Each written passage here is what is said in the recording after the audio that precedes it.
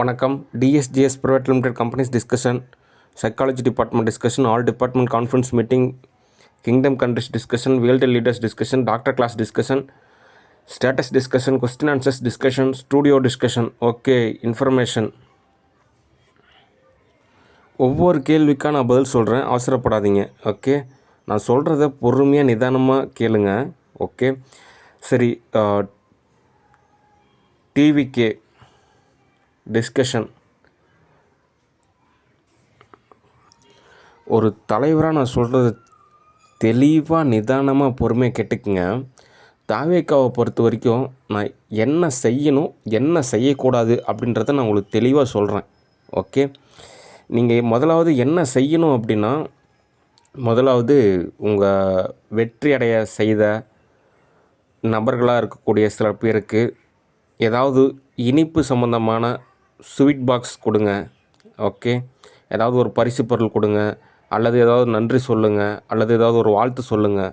Okay, அடுத்து கழகத்தை பொறுத்த வரைக்கும் அடுத்த நிலை மேம்பாடு அப்படின்றதுக்காக நீங்கள் லெட்டர் மட்டும்தான் எழுதணும். அதிகப்படியாக நீங்கள் உங்களோட வேலை என்ன அப்படின்னா கடிதம் எழுதணும். அந்த கடிதமானது யாராருக்கு சரியான படிநிலை இருக்காங்களோ அவங்களுக்கு அந்த கடிதமானது கொண்டு சேரப்படும்.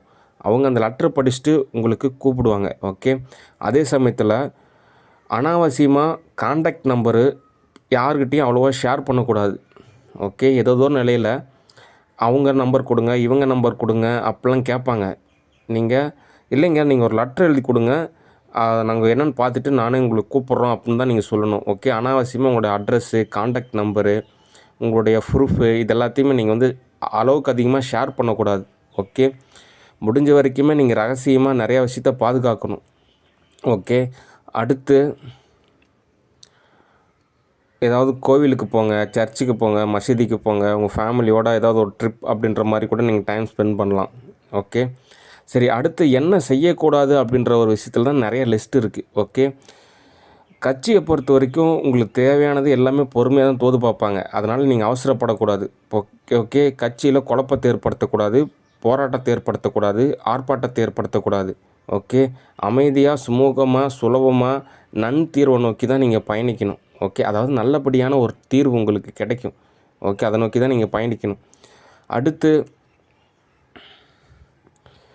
உங்களுடைய இல்லத்தை பொறுத்த வரைக்கும் நீங்கள் பாதுகாக்காமல் ஒரு பாதுகாப்பற்ற சூழ்நிலையை ஏற்படுத்தக்கூடாது. அதனால் சிசிடிவி கேமரா, இந்த அமைச்சர்களாகட்டும், எம்எல்ஏவாகட்டும், இந்த கழகத்தில் இருக்கக்கூடிய முக்கிய நபர்களோட எல்லாரோட வீட்லேயுமே சிசிடிவி கேமரா இருக்கணும்.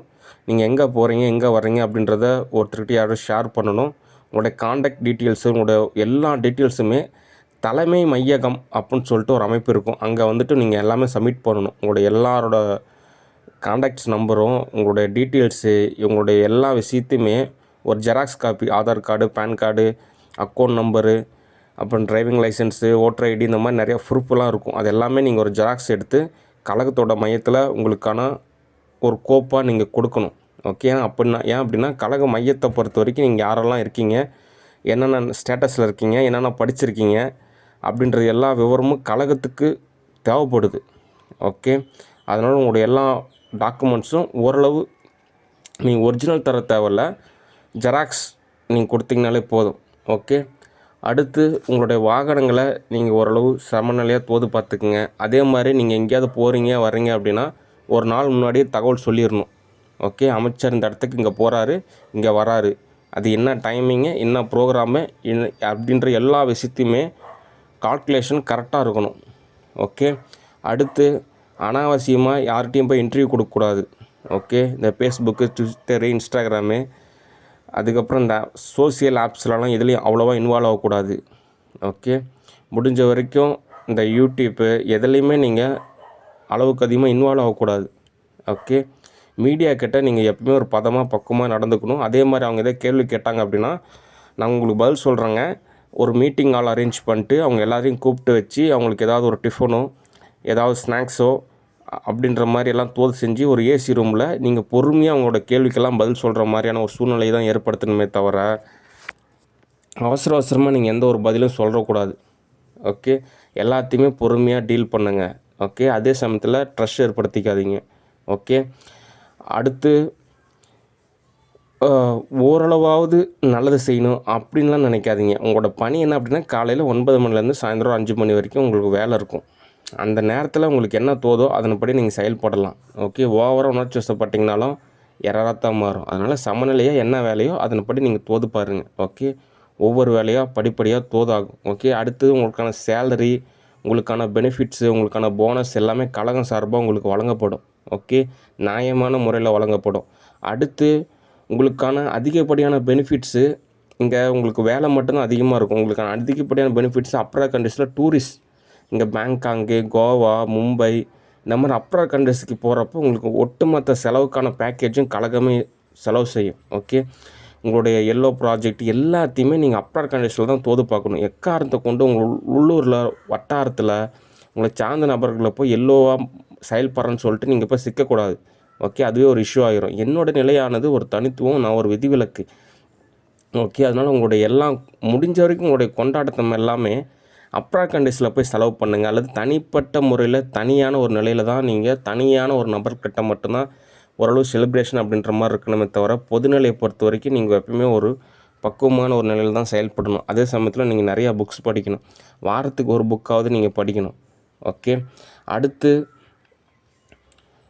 மேற்கொண்டு நிறைய தகவலை கழகம் சார்பாக உங்களுக்கு தெரிவிக்கப்படும். ஓகே. அதனால் கழகத்தை ஃபாலோ பண்ணுங்கள். உங்களுக்கு தேவையானது எல்லாமே தோதாகும். ஓகே. சரி, அடுத்த தகவல் ஸ்டூடியோ டிஸ்கஷன். ஸ்டூடியோவை பொறுத்த வரைக்கும் என்ன தகவல் அப்படின்னா, ஒற்றுமை தேவை. ஓகே. படிப்படியாக தான் தோதாகும்.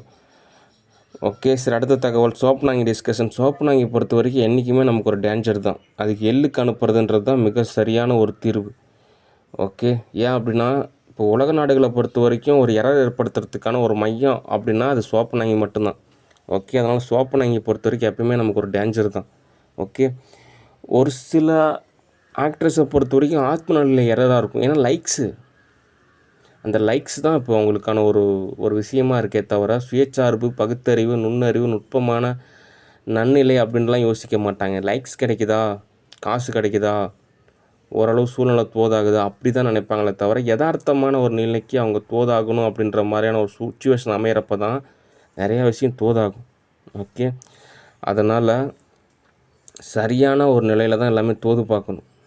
ஓகே. அவசரப்பட்டு சர்வர் ரூமுக்குள்ளே யாராவது இன்ஸ்டால் பண்ணாலோ இன்வைட் பண்ணாலோ அது எரராக தான் மாறும். அதனால் அவங்கவுங்க ஆத்ம நிலைக்கு தகுந்த மாதிரி தான் நம்ம தோது பார்க்கணும். ஓகே.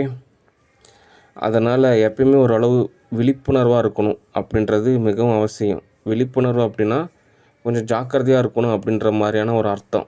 ஓகே. சரி, அடுத்த ஒரு தகவல் மிகவும்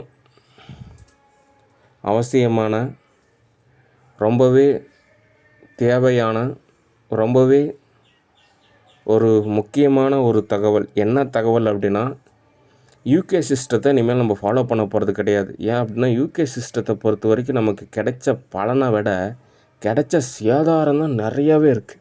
ஓகே. அதுக்கு என்ன உளவியல் ரீதியாக காரணம் அப்படின்னா, கிட்டத்தட்ட அமெரிக்கா உருவானதுலேருந்தே காரணம். இன்றைக்கி நேற்றெல்லாம் கிடையாது. ஆதி காலத்துலேருந்தே அந்த தங்கம், வெள்ளி, வைரம், அந்த உணவுப் பொருள் அப்போலேருந்து வெறி கொண்டு தொலைவுன்னு தொலைவி வெவ்வேறு நாட்டுக்கு போய் பல முறை கண்டுபிடிச்சி எவ்வளவோ திட்டம் வகுத்து அதுக்கப்புறம் நிர்வகித்து 1 நாள் 2 நாள்லாம் கிடையாது, 400 வருஷம், கிட்டத்தட்ட 4 தலைமுறை. இன்னும் சொல்லப்போனால் இருக்கும் 4, 6 தலைமுறையே இருக்கும். அவ்வளோ வருஷம் இங்கே அடிமைகளாக மக்களை பயன்படுத்தி இவங்க நல்லா வாழ்ந்து இங்கே இருக்கிறது எல்லாத்தையுமே சுரண்டிட்டு போயிட்டாங்க. ஓகே. அதுக்கப்புறமும் போயிட்டு காலம் மாறிடுச்சு, அரசியலமைப்பு எல்லாம் மாறிடுச்சு. ஆனாலும் அவங்க நமக்கு நல்லதே செஞ்சாலும் அது நமக்கு தீங்காக தான் மாறும். ஏன் அப்படின்னா, அவங்களோட ஆத்ம நிலையை பொறுத்த வரைக்கும் ஒரு அடிமை கூட்டம்.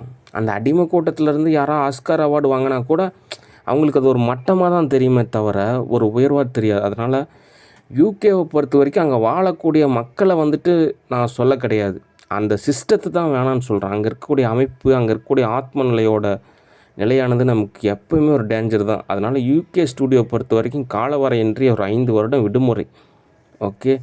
அதே மாதிரி யூகேயில் இருக்கக்கூடிய ஆர்டிஸ்ட்டெல்லாம் அதர் ஸ்டூடியோவில் தான் உங்களுக்கு ஜாப் ஆப்பர்ச்சுனிட்டி. ஓகே. ஏன்னா யூகே அப்படின்றது ஆத்ம நிலையை பொறுத்த வரைக்கும் நமக்கு நிறைய எரர் ஏற்படுத்த நிறைய சான்சஸ் இருக்குது. அந்த பொதுவாக யூகேலேருந்து நமக்கு பொருளாதார ரீதியாக எந்த உதவியுமே செய்ய மாட்டாங்க. இவ்வளோ நாடு வறுமையாக இருக்குது, ஏழ்மையாக இருக்குது, இந்தாங்க கொஞ்சம் காசு வாங்கிக்கிங்க, ஏதோ ஒன்று தோது பாருங்க அப்படின்னு தரமாட்டாங்க.